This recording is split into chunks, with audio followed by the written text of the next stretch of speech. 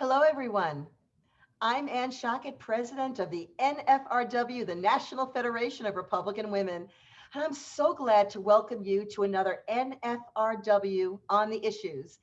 Thank you so much for your tremendous response to this important series, exclusive to our NFRW family. We NFR warriors are actively involved in the most timely political issues, from the local to the state to the national levels. So essential, especially now during the last 14 days of the most critical election season of our lifetimes. And that's why we're particularly honored to present tonight's guest speaker, Sean Spicer. He's a former White House press secretary and host of Spicer and Company. Co-hosting with me is Terry Hauser, political director of the NFRW. Terry, will you please introduce our special guest? Absolutely. Thank you, Anne. Sean and I first met when we were Hill Rats, press secretaries on Capitol Hill. Sean's talent shone through, and soon he was tapped by the NRCC as Assistant U.S. Trade Rep under President George W. Bush, and onto the RNC, the Trump campaign, and the pinnacle for Flax, White House Press Secretary. Although perhaps more talented as a communicator than a dancer, Sean had a memorable run on last season's Dancing with the Stars, thanks to a dedicated base of deplorables voting for him each week just to annoy the liberals. Sean now hosts his own show on Newsmax and has just published his second book, Leading America. And despite his fame, he always finds time to support the local party here in Alexandria, where he makes his home. In FRW Sisters, it's my pleasure to introduce our special guest, Sean Spicer. Well, thank you. I appreciate that, Terry. It's good to see you, even though we're probably about a mile away. And thank you for having me. I appreciate it. And thanks for everyone who's gathered here. It's not lost on me, and I'm sure not lost on any of you, that we're now 2 weeks away from a major election. And you all are actively engaged in the party. So first of all, thank you for that. I will say, it's funny, when you write a book, you always wonder, we put this thing to bed probably in April of this year, right before COVID really really manifested itself. And you kind of wonder what the environment's going to look like when you launch the book. And so it was weird when the book came out this week, how real the circumstances were. And I'll get to them in a minute, but I want to tell you, the funny thing is, literally, I'll give you a sneak peek, but the first line in the book says, every 4 years, voters are told that the upcoming election is the most important election of their lifetime. The 2020 presidential election is the election that will not only define the next 4 years, but I believe the direction of our nation for years to come. There's no doubt in my mind that the principles that our nation are founded on are at stake. I've been doing this, as Terry kind of alluded to, for well over 25 years. Generally speaking, most presidential elections are about center right to center left. When we go back and look, we have Republican and Democrats that have each kind of gone a little bit to their side of the center and instituted some policies or whatever. This president has really been a stalwart of conservative principles. You look at what he's done for the military and veterans. That's something that conservatives have been advocating for a while. He cut taxes and regulations, something that have been big tenets of conservative philosophy for a long time. He dealt with trade agreements and revised them in ways that benefited American workers, but did so in a way that is consistent with free and fair trade. And that was the thing Terry mentioned. When I was the assistant U.S. trade rep, we were told a lot of times, well, we can't tinker with NAFTA because that's been in force since 1986. And this president kind of came in with a businessman's mentality, which said, well, who cares? It's bad for American workers right now, and it hasn't been updated in almost 30 years. Why wouldn't we do it? And I don't think that many in government had that mentality. They were like, well, it's settled. We can't really do anything. And it was refreshing to see that, but doing it in a conservative way. And then you look at his foreign policy, again, putting American principles first, American dominance first. And lastly is something that is not lost on anyone on this group, but what he has done for the federal judiciary is something that I think will be recognized for well over a generation. And as we head into the home stretch of Amy Coney Barrett's ascension to the federal bench of the Supreme Court, this is a benchmark that I don't think we'll see in a president of either party for a long time to come. In other words, 3 justices. That's in one term. And I think, as we've seen just this week alone with the Pennsylvania case, Justice Roberts hasn't been exactly the conservative that many of us wanted him to be when President Bush appointed him. But if we now have Amy Coney Barrett, we do have a 6-3 solid majority on the court, which is a huge backstop for conservative policies. What he has done there should be the end of the story when it comes to why he needs to be reelected as conservatives. But you flip that on its head.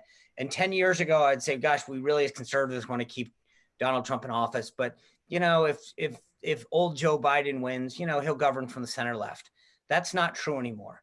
He is basically looking to ascend to the presidency because he believes that this is his turn. He wants to stop Donald Trump and then get out of his basement and sit in the Oval Office for as many years as he can. But Kamala Harris, Alexandria Ocasio-Cortez, and Bernie Sanders are going to be driving this train. And I think that that's what we have to make clear to every single person out there right now, that this is not a center right, center left. This is what a true conservative governing versus a far left progressive socialist governing, because at the end of the day, it's not Joe Biden's agenda. It's Kamala Harris's agenda. Biden has made it clear that he wants to be the most progressive president in history. That should worry us, all of us. And so I just want to make sure that as we're talking to folks in these final days, it's not good enough to go out and just vote into whatever. The president and Hillary Clinton combined won 15 states with a plurality, not a majority. The third parties are making up less of a part of the electorate as we get into the final few days. So that means that states like Michigan and Wisconsin and even Arizona, the president won with a plurality. We have to make sure he wins with a majority. The thing that's so interesting and why the book is so timely right now is because it's not just about policies, which obviously are a big thing, but we've seen the headwinds that we as conservatives face. Look at what's going on in big tech and journalism right now. I write about both extensively in the book. And when you read the chapter on journalism and journalism schools, you will literally go from saying to yourself, I don't understand why journalists do what they do, to, aha, I finally get it. We look at journalism schools and how they're indoctrinated and why journalists come out these days the way they do. They're not taught the way that they used to be, to just report the facts and follow stories. They are taught now to pursue an agenda that the left is happy with. We look at Hollywood, we look at big tech. You look at what's happening with this Hunter Biden story. My goodness, I mean, I cannot believe, after so many years of dealing with the media, the complicity that they're in right now. The idea that this story, and just today, we saw the documents that Hunter Biden signed his name to, dropped it off at this computer store. Right? No one's denying from the Biden campaign that the authenticity of the emails, the text, the pictures. And yet, what is the concern of the media? Well, where did they come from? Well, apparently they came from Bannon and Biden. Okay. Well, why does that matter? What did they think when the Steele dossier came out? Where did they have that same concern when the president's taxes were legally leaked? They weren't. Right? I mean, it's amazing the complicity of the press. You're watching it now with this Jeffrey Toobin story. I think potentially here's a guy who did some pretty nefarious stuff. But the number one rule in one of my, it's in the media, in the second media chapter is about these guys covering their own. They don't, this is, the media doesn't report on themselves the way that they would any other person. They cover up, they obfuscate, they ensure that the rules that they have for everyone else aren't the rules that are there for themselves. So we have seen in the last 96 hours that we're up against big tech, we're up against big media, and we're up against so much more. Hollywood, think about it. Today alone, I did a thing on my show on Newsmax, which is every night at 6 o'clock. We talked about the fact that in the month of September, it's the 3 late night shows, when you look at Colbert, Fallon, and Kimmel, there were 435 jokes about President Trump and 15 about Joe Biden. Late night television that we used to know under Carson and Letterman, Leno, doesn't exist anymore. It's not funny. Yes, they were left-leaning, but now it's very different. And I think that to understand what's happening in late night, there's no area that's just about fun and relaxing. I talk about it in an entire chapter 2, about Dancing with the Stars and dealing with life as a conservative going into Hollywood and what it's like. Hollywood now overlooks its own self-interest, its audience size, or its revenue, if it doesn't comport with their far left agenda. And it's just sad to know that. So there are so many things going on in our society today. And then for those of you who have kids or grandparents or grandkids in school right now, there's a whole chapter on K through 12 education in what's happening at these low levels of high school and elementary school to indoctrinate children. When I was doing research on the book, Terry and I live in Alexandria, but just down the road in Fairfax County, they're letting kids off for a day of school, which when you think about how far we're falling behind in math and science and other STEM areas, really a day off is interesting to me, to go protest climate change. And I write in the book that I'm not looking to have a debate about climate change, but I'm saying, why are taxpayer funded schools picking and choosing the issues that kids go out and protest and the causes that are determined good and bad? And the point that I make in the book is, if you don't have a problem with this because maybe you have no problem with climate change, and I'm not here to argue the issue, but I say in the book, well, what if you take out climate change and insert March for Life? Are you still okay with that? And I think a lot of folks on the left in the middle would say, well, that's different. I don't see. It's funny how the causes that they teach kids to support and protest are good as long as they support causes that are progressive and to the left. As soon as you talk about supporting causes to the right, well, that's a totally different story. We talk about that on college campuses, and it's amazing how that all pans out. But the bottom line is, when it comes to this election, I firmly believe, as I said at the beginning, that so much is at stake.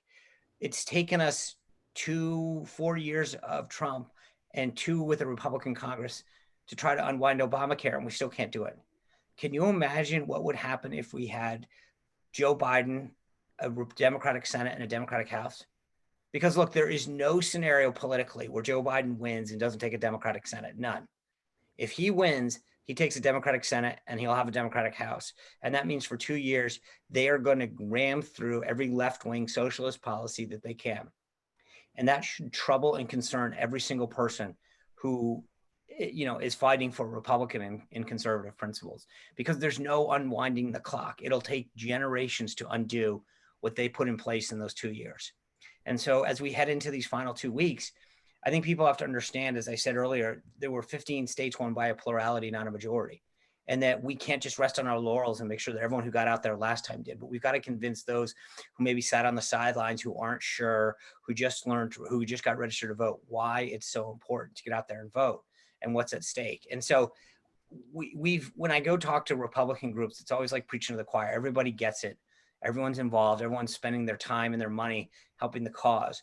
But we're the sort of the leaders in the movement. And I think that makes it incumbent upon us to engage with our family, our friends, our coworkers in a way that we haven't before. And because I'm sure all of you have heard the same thing, because you heard the president the other day say, I loved it. He said, suburban women, please won't you like me? And he understands that in these battleground states, that's an area that they need to do better in. But the message that we have to spend to suburban women is that this is truly not about tweets. This is about policies that are making our families, our communities, our states, and our country better and stronger. And that we've got to overlook the sort of the shiny objects that the press want to throw in our way and remember what's at stake for this country. Because I think that there's a reason that Joe Biden is hiding in the basement right now. By the way, he did come out today. He had called what they call in the press world a lid. He said that he wasn't going to have any public events until Thursday at the debate. Well, he did go out. He went out to get ice cream today. And the press that hasn't had a chance to ask him a question asked him some really tough questions. So I'm going to tell you the first question that they asked him. I put it out on YouTube about an hour ago. This is not a joke. I'm not kidding.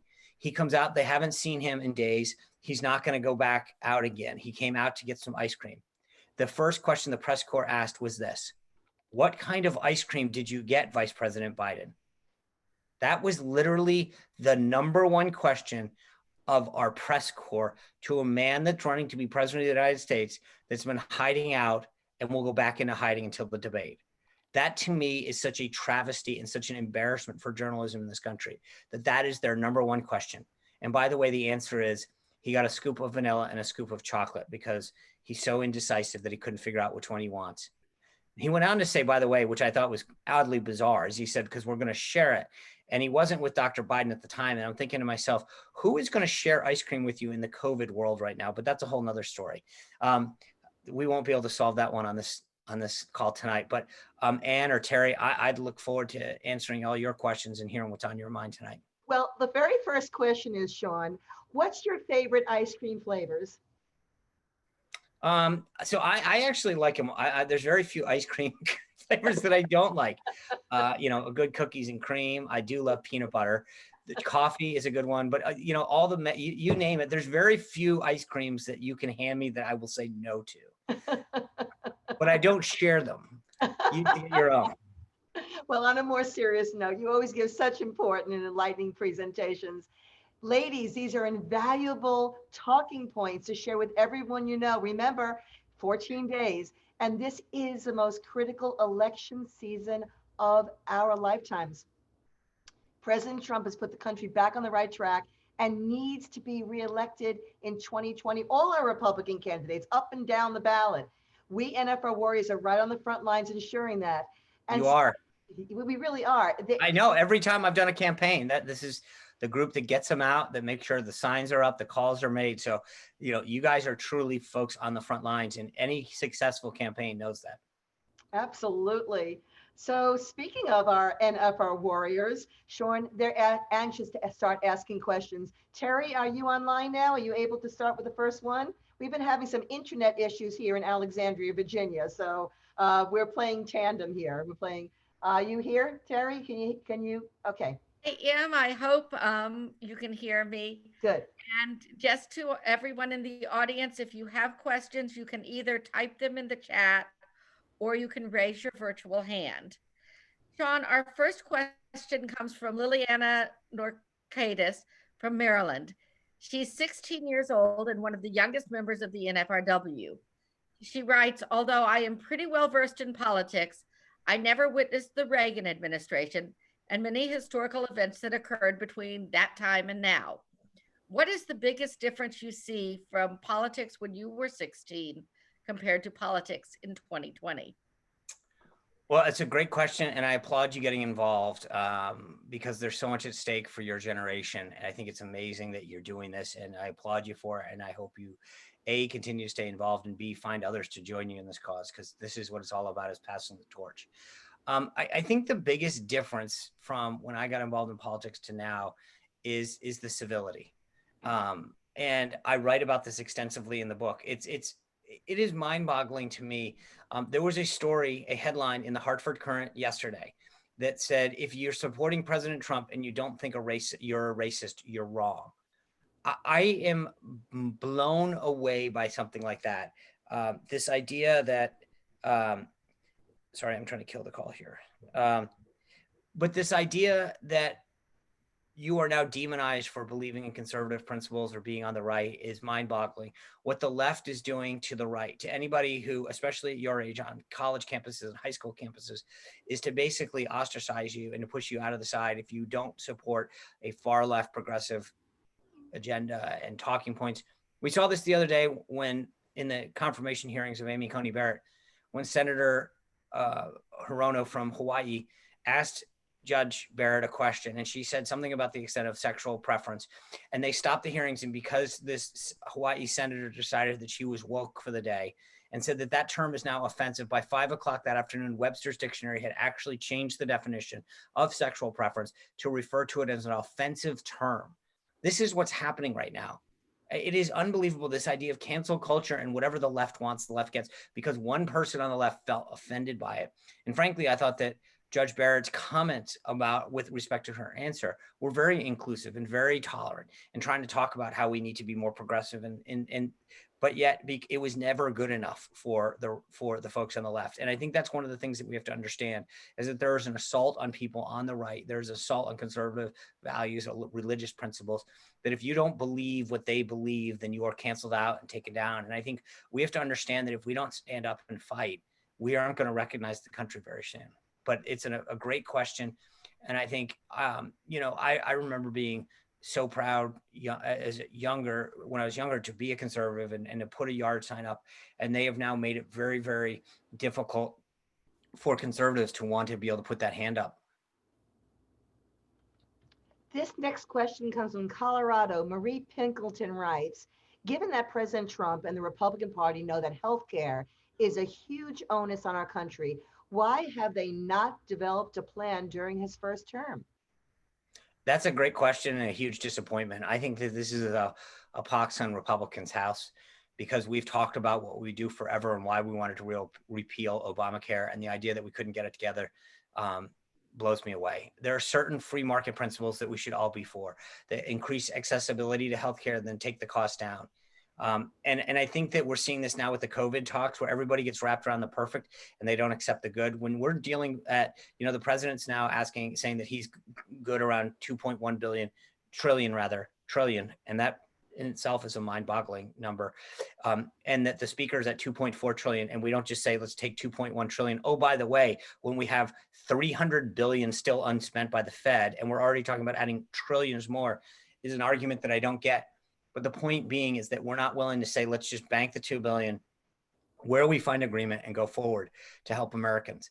That's the problem right now, is that we are not willing to take a win on healthcare and saying, okay, we all agree that we need to be able to sell health insurance across state lines. We should have deductibility. We should allow certain things. There is no competition in healthcare right now. And it's a silly thing that we should assure that pre-existing conditions are taken care of. We should allow people to have portability. The idea that it's employer-based is ridiculous. And I think that Republicans and conservatives can put together some sound proposals that could slowly allow us to migrate over. We've seen this. Newt Gingrich, who's a huge champion of this. We've seen this in areas like PRK and LASIK, where it's not covered by insurance. And you look, and when that first came out years ago, it was extremely expensive and burdensome. And as competition allowed to happen, different doctors in different places set up, and there was a competing cost, and it drove cost down. Right now, we lack any kind of competition in the medical field. And the irony is that as it's happening, if you go to a specialist these days, an orthopedic or someone else, a lot of times they're just telling you, we're not accepting your insurance. You go deal with your insurance company on your own. And I think it's a huge disappointment that Republicans and conservatives couldn't get together and make it a priority. And we can't just be against stuff. We need to be for things. And that's one of them. Terry? Sean, our next question is from Tina Holland in Michigan. She asks, how will President Trump and his cabinet handle looters, rioters, and Antifa groups and stop them from destroying our country and businesses? Well, it's a good question. I hope you've seen it already. The president's made it very clear that he's not going to allow rioters or looters or anyone who destroys federal property or any property, that he's going to send in the National Guard. He's going to send in reinforcements. I think it's an embarrassment of the left and our media today that somehow this is justified. Two wrongs don't make a right. The idea of what's happening and the idea that we need to ensure that people have their voices heard on racial injustice and racism and all that. That's what this country's founded on. But the idea that somehow to do so, you have to destroy property, hurt other people, is ridiculous. And you have a complicit media that's talking about peaceful protests. I think the president's taking a tough stand on law and order, and I think he'll continue to do that. NFRW members, we are going to start taking your questions that you type in. So please start typing them now. And if we have time, we will be able to have you ask your questions live. This question was typed in before, Sean. Cheryl Adkins asked, why doesn't the Trump campaign use video of Senator Harris's positions on gun and other important issues against her in advertising, since they're not getting coverage on the news? Is there a resource where we can get a compilation video to share in our social media platforms? I don't know. I assume the NRA would actually really be focused on that. So I hope that they would. But I will say this, generally speaking, when you go back and look at polling in history, people don't generally vote for vice presidents for or against. They buttress a weakness in their own party, right? So there's a reason that Kamala Harris was chosen to shore up the far progressive wing, because Biden's been in office for almost half a century. So there's a reason that the Trump campaign, I think, strategically isn't doing it, but I do think that the NRA and other conservative groups should, and I hope they would. If I can make one quick thing, because I know it's late in the day for me, and if I don't say this, I'm going to forget it, and then I'm going to regret it. I know because of COVID, we're not as able to gather as we have in the past. When I published my first book, The Briefing, we did 20 cities in 17 days. and then continue to go around the country sporadically.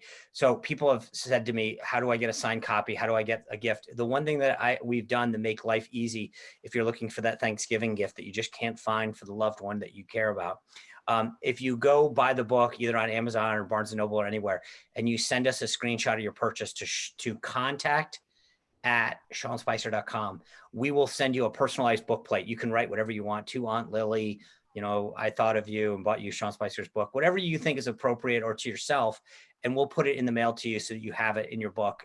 It's a book plate made just for Leading America. But if you go on and buy the book, I know we've gotten a bunch of those questions, and so I want to make sure that I say that before we run out of time.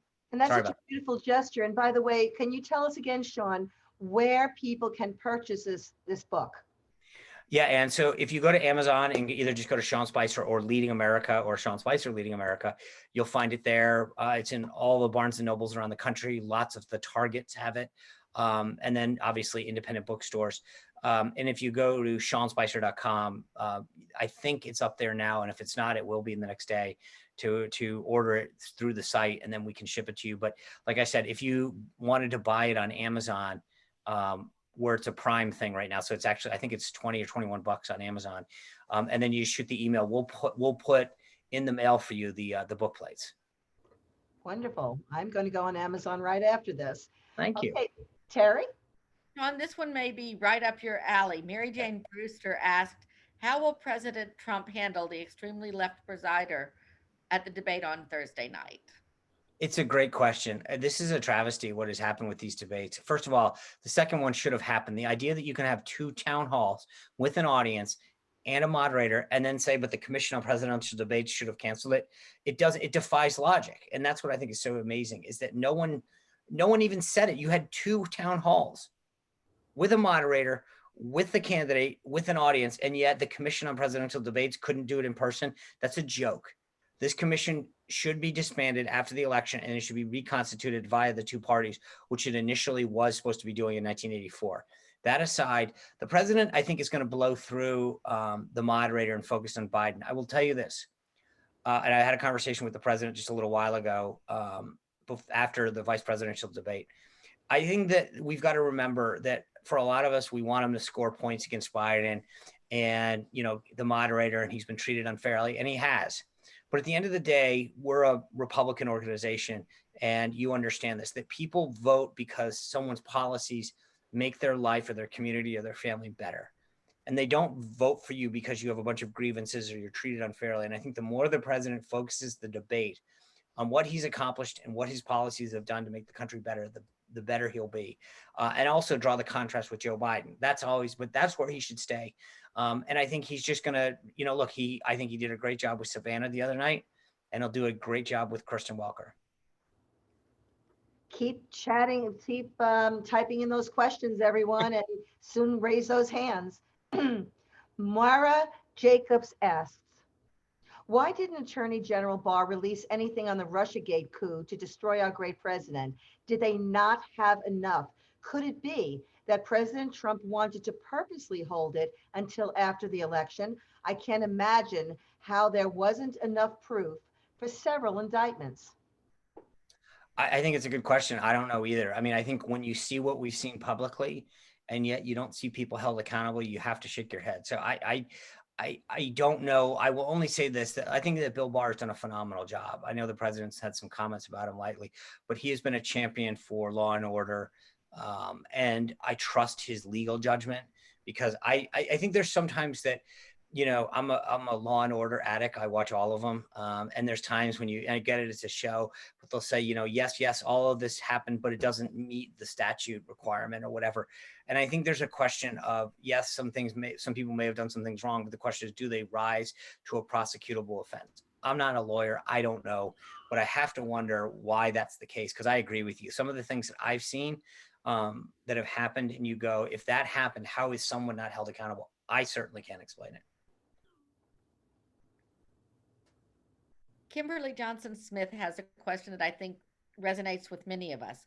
What succinct message would you suggest to turn the tide on suburban women? I think there's 2 things. One is, I think the president needs to talk about what he's doing for the economy. because that's the number one issue that everyone has. I think he does need to talk about COVID. There's a lot of women out there who are mothers who are very concerned about the direction of their safety of their family, the safety of their kids, the small business that they run. And so understanding, I think that he can talk about what his plan is, how he's going to deploy a vaccine, how he's working to open up the economies so that people can go back to work is important. I think his law and order message is there. But I think most importantly, too, he has to draw a clear and bright contrast with Joe Biden and talk about the fact that this is a guy who's been in office for 47 years. This is a guy who can tell you all that he wants to do, but can't answer why he didn't do it. And so I think the president needs to talk about what he's done, what he'll do, and then draw that contrast quick and succinctly. So true. Beth Fenton writes, Sean, if you had the opportunity to speak with President Trump before the debate, how might you best advise him to insert a comment about Hunter Biden's emails, given the debate moderator will be poised to disallow any comment or questioning? I think the way to do it is a very simple yes or no. Like, look, as I said earlier, all of these things have come out, the emails, the pictures, the text, and just say, Joe, yes or no. Were those hunters or not? Did he actually do this or not? Simple yes or no. Vice President Pence did a phenomenal job when he was debating Kamala Harris. He drew that sharp contrast as well when it came to court packing. I think that the president needs to be tight and succinct in his questioning and make it a yes or no question where Biden has a chance to not answer the question, but it's sort of like one of those things that by not answering it, he's answering it. But the less that he meanders, he needs to zero in on the question, make it yes or no, and go forward. But again, I think the other thing is that it's not just about Hunter, right? This is about Joe Biden and whether or not he was part of this process. Because at the end of the day, we've seen in the past politicians have kids and brothers. Hillary Clinton had her brother Tony, and who are hanging her honors and do things. But I think the president needs to also tie it to Joe Biden and say, when they talk about the big man in these emails, is that you? And if so, what did you know? He's denied meeting certain people he's in pictures of. I think the more the president can press him and make it very specific. You said you didn't know these guys. Well, there's a picture of you standing with them and Hunter. So is that picture doctored or did you lie? Going back to big tech, Valerie McLean asked, do we stay on Twitter and Facebook or pull out and use Parler? I think both, Valerie. We shouldn't cede the ground because that's where a lot of the game is played right now. But I think you're right. We can go to Parler, which is the Twitter equivalent, or we can go to Triller, which is like the Instagram kind of equivalent. And a lot of young kids are moving over there because TikTok is still, there's some concern about whether it stays. So I would do both. And I know I've got a Parler account. But at the end of the day, until Parler is on par, no pun intended, with Twitter, I think we need to do both. Well, continuing with big tech, Karen Pfeiffer asked, any thoughts on how we can move forward with big tech silencing before the election? Yeah, I mean, well, look, I have Commissioner Brendan Carr from the Federal Communications Commission on my show, I think either tomorrow or the day after. I'm going to ask him point blank. So what this really comes down to is Section 230 of the Federal Decency Act, which back in the infancy of the internet, and Terry knows he worked for George Allen, he was very big into protecting the internet because at that point it was an engine. We wanted it to grow and foster and allow people to be innovative and entrepreneurial, but that time has gone. But Section 230 gives them protections that no one else has. If the Washington Post smears you or maligns you, you can sue them in court. And if you can prove beyond a preponderance of the evidence that it was intentional, you can win. Look at Nick Sandmann won against CNN and the Washington Post at Covington Catholic. But you can't do that with Twitter. They are given protections under Section 230 that they're a platform, not a publisher. We know that's a lie, and I'm tired of hearing conservatives talk about it. We know the protections that they hide under, and we need to repeal it and repeal it now and stop letting conservatives talk about why we should be thinking about doing this. After 3.5 years, if we haven't gotten the message, I don't know what will. Sean, Lynn Armitage wants to know if you would recommend working at the White House. What is the real West Wing like? Well, and remember, there's a couple things. Working in the White House is a very big and amorphous kind of thing. There's a lot of offices within that. Working in the West Wing is a very different thing. I mean, excuse me, you've got the White House press secretary, the communications, and frankly, most of the communications shop is in the old executive office building. And then you've got the national security advisor, some of the top advisors, and that's it. There's, I think, 40 something people that work in the West Wing, maybe 50. So there's a different environment and a different intensity and scrutiny that comes along with the West Wing. I would think that if you think that you can help, you've got an opportunity to go into an office, then by goodness sake, if you can do it financially and otherwise, go for it. But understand that it is a unbelievably intense environment to work in under any administration, especially the Trump one. That being said, there's also something very rewarding about knowing that you're working for a president that, you know, I remember as I was leaving the White House, I got a call from somebody who was mid-level, high up, if you will. And he had this really interesting concept and idea. And he said, you know, I don't know how to, and I said, just, you know, get it to the president. I'm like, he doesn't sit back and say, get 18 PowerPoint presentations together through 18 endless committees. If the president thinks that an idea is going to make the country better or help American workers, he's going to do it. That's it, point blank. And it's kind of rewarding to know that you have that kind of authority and empowerment in the White House to get things done that are going to make the country better. MJ Dodds asked, how would you advise President Trump for this Thursday's debate?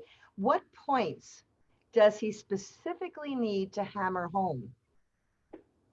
So as I've said earlier, I think there's two things. One is he has to be very specific about his accomplishments.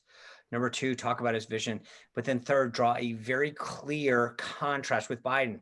I think in the first debate, he stepped on Biden a lot of times, giving him the out, right? Meaning that if Biden left to his own devices, would either ramble on and say something nutty or would articulate a far left policy. Let Biden go out there and talk more. Give him the opportunity to say what he's going to say, because I think in many cases it turns voters off. And then the other thing is, as I mentioned earlier, he had this beautiful line, 47 months of accomplishment versus 47 years of doing nothing. Remind people of that, because the president, the media loves to focus on the president's tweets and all of this noise and not the accomplishments and the policies. And that's where the president needs to draw people back into. Sherry Gillis has a question. What is the most important thing that the White House wants posted to social media until Election Day? That they want posted, Terry? Yes, that they want posted. Well, I would say probably economic numbers. You're going to see GDP come out soon. The problem is that where people sometimes get the economy wrong is that a lot of folks outside of Washington say, okay, well, here's where GDP is and here's where that number is. I've always argued that the economy is a gut feeling, not a number. So if someone calls you tomorrow and says, hey, Terry, guess what? The GDP is 8.2%. If you don't feel it, if your job isn't stable, if your husband's job or your spouse's job or your, isn't, then you don't feel a good economy. A good economy is something that people feel that their wages are going up, that they feel confident that their employer is going to stick around, that they're not skating on thin ice. And so, but I think the more that the White House does to reassure people that the economy is doing well and recovering and people are going back to work, the better. Sean, Arnett Davis wants to know how we can best get the corruption story out there when the corrupt media refuses to report it. Well, you can buy Leading America by Sean Spicer on Amazon.com. I think part of it is to the extent that we can, and I know the Hunter Biden story, which, by the way, is a travesty that the fourth longest paper in the United States, founded by Alexander Hamilton, it is now a sin to tweet the very story that the media have been talking about, that they need media protections and the First Amendment and don't assail reporters, that now somehow it's cool as long as the story's not, if it's pro-Trump, well, then that's a different story. I think that we need to tweet and push out and post as much as we can these stories so that people see it. Because again, when you start to see the reality of this and look at the facts, you can't deny them. I mean, like I said, Fox today put out the story that here is the receipt from the computer store that says, here's Hunter Biden's receipt saying, I'm turning it over to you. Well, okay, well, at some point, the math is what it is, right? So 1 + 1 will equal 2. And the fact is, here's the receipt that showed he handed it off. Here's the computer. Here's the emails. Here's the text. You can say what you will, but at the end of the day, there's no denying that that's from Hunter Biden. He hasn't said no. The Biden campaign has said no. And the more that we actually go out and expose that, the better. Sean, we started this evening with a question from Liliana Norcatus, and she has been patiently waiting with her hand up and has another question for you. Liliana? Hi, Mr. Spicer. I have a question for you, and that is, what is your favorite topic to debate with liberals? First of all, I assume are you at home or in college? No, I'm at home. Okay, I had that same tapestry when I was in school, so I was Oh. finally. Um, it's a good question because I think like I love debating guns, social issues like abortion, and monetary policy because I think that like when you break down a lot of them, there's a lot of logic that goes into especially guns. Like, and I'm not some kind of gun nut. I've been in the military 21 years. I own a few guns, but I'm not like what I would consider a crazy gun person. But I think that the logic of banning guns is so illogical that it's fun to have a discussion with liberals about why they want to ban certain guns and the lack of understanding that they have as to what constitutes an actual firearm. Because they throw around terms that I'll ask them, okay, well, define what an automatic weapon is, and they'll be like, well, it's one that like shoots like and I'm like a 9mm, because that's and they don't have a complete understanding as to what a lot of the facts are. And so when you debate them, I think you can deconstruct it very logically. But great question. Sean, Thank you. Sean, as we end NFRW on the issues, I'd like to ask you if you have any closing thoughts to share with us. I mean, look, I think that we face a lot of the issues culturally now that we didn't necessarily in the past in terms of our ability to actually get our voice heard. And that's where NFRW is so important, because you guys get out there and spread the word, and knock on doors and have events that bring people in that they can listen to. And it's important. Understanding what we face, though, I mean, and that's why I wrote this book, is that understanding what's happening in classrooms today, on college campuses, in Hollywood, on big tech, in journalism is important, because so many times when I hear, to Lillian's point, when we have these debates, people will say, you conservatives are just so whiny. It's like, and if we can fight with facts, we can win. Because if we can say, really, because do you think this is appropriate? Do you think that's okay? Because as I said, when you talk about late night and you say 435 stories versus 15, or jokes rather, about Trump, you say to yourself, okay, is that really funny anymore? Is that what it's all about? When you look at some of the examples that I give you in Hollywood, where they overlooked a project because it was conservative leaning, yet it ended up being immensely popular and profitable, you have to scratch your head and say, well, why would they do that unless it was because they opposed the agenda?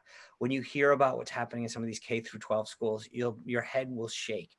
And so I think part of it is that when we go out and have these conversations, we need to be armed with the facts. Right. And we need to be able to say, did you really understand that this is happening and that's happening and that's how that's dealt with? And then people who are even against us suddenly go, that's interesting. I didn't realize how bad it was, or I never looked at it through that lens. But we need to be able to fight with facts. Sean, first of all, thank you for recognizing the remarkable efforts of our sisters and friends of the NFRW. And we are truly grateful for all that you do in your prominent position in the media. It's been such a distinct privilege to have you here with us today. Thank you, and I appreciate it. Thank you to Terry. I will probably see Terry at like the Harris Teeter tomorrow somewhere. So we've been sitting on a Zoom forever, and then we get to see each other in person at some point. Well, if it's the Harris Teeter off of Madison, I go there too. Oh, yes. right. We Federated Women are laser focused on elections 2020. So your presentation tonight was truly crucial to our work. And please remind us one more time where we can purchase your new book, Leading America. Thank you. Again, SeanSpicer.com has it all. But the easiest thing is to go to Amazon. And then if you wanted it personalized in any way, you go to SeanSpicer.com, then they'll give you the address that says contact us if you forget. But that's the easiest way, unless you want to go out to Barnes & Noble or Books A Million or any of those other places that have it. But I appreciate it. Any support you can give the book means a lot to me. There's actually a whole section in there about the New York Times and how they list books and how they slant against conservatives. So it'd be a nice, thing to throw in their face. Well, I know we can't wait to read it. It's just fascinating. Thank you so much. You bet, guys. Thank you. Thank you. All right. Take care. Have a good evening, everyone. You too, Sean. Thank you Oh, so by much. the way, before I forget, Ann, I know that there was, I always get asked this, so I want to just say, chapter 2 in the book is all about my experience on Dancing with the Stars. So if you actually, we didn't get to it tonight, but if you actually want to know what it's like to go on the show and what I faced, honestly, like I had 2 of my coworkers come in today who said, I loved the chapter on Dancing with the Stars. It was so neat to understand what it was like for you to go through this. So if you're a fan of the show or you just want to know what it's like to be a conservative in Hollywood for 12 weeks, and I'll tell you one funny story is I constantly get this story that was written about how the president keeps tweeting in support of Sean.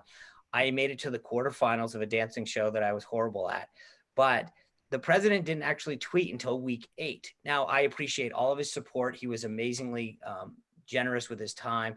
Don and Kimberly and Eric were great. But the reality was is the media kept wanting to write this story, but Terry noted it earlier. It was because of conservatives and other people in the movement that really kept me on the show through the vote.